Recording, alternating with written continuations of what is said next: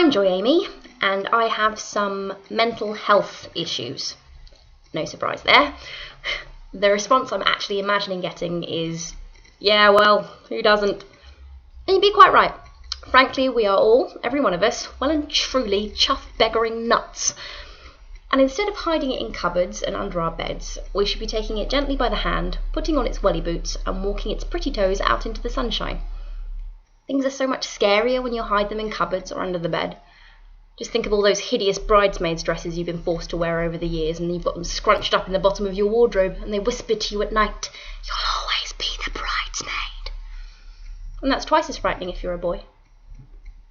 So just imagine how scary mental health problems can get when you shut them away to gather mothballs. They take on a dusty, brain-eating zombie-like quality, warped out of all proportion. And let's face it, dusty, brain-eating zombies can feel like a shameful thing to have hiding in your wardrobe. But you know what? They really aren't. They only seem that way because you started hiding them there in the first place. Because, altogether now, there is no such thing as normal. I freak out about making sandwiches. There you are. Said it. Easy. I can have full-on panic attacks about being halfway through making sandwiches and not understanding what I'm supposed to do with the mayonnaise. Full heaving abdabs. And at the time, it seems like the worst thing in the world. And what if someone sees me or notices what's going on? Oh God, they're going to think I'm such a freak! But really? Panic attack about making sandwiches. That is hilarious. That's brilliant. Someone having to switch the light switch on and off 8 times before they go to bed, that's amazing. They should be embracing it, not hiding it away. I have a particular problem where sometimes I get brain farts, or fibro fog for the initiated. And my muscles start jumping, my legs start to give out, my fingers tense and crease, and my brain can't find the words, but my mouth still tries to form them. And it makes me terrified that it's going to happen while I'm out with friends. And I get so embarrassed that I tend to run home when I feel even just the tiniest bit dodgy. But I should be sharing this with people, because, quite frankly, it makes me look and sound like a velociraptor trying to pucker up for a kiss under the mistletoe, and I really shouldn't be taking that kind of comedy gold away from my friends.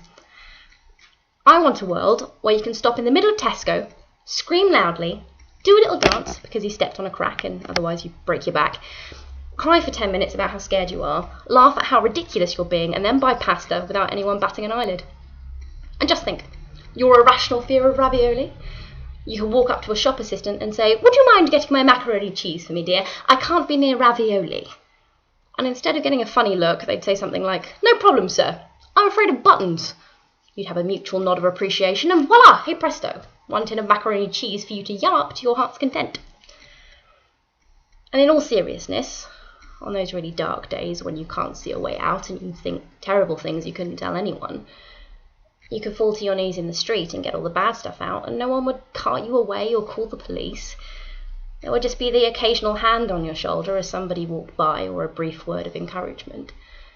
And the dark bit would be over twice as fast because you wouldn't be filled with shame for doing it, because everybody does it sometimes.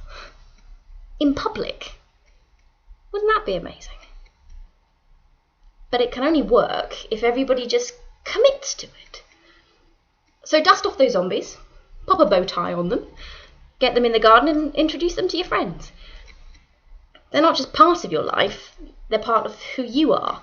And the more of you that you share, the fuller your life becomes. And I don't know about you, but I need the space in my wardrobe.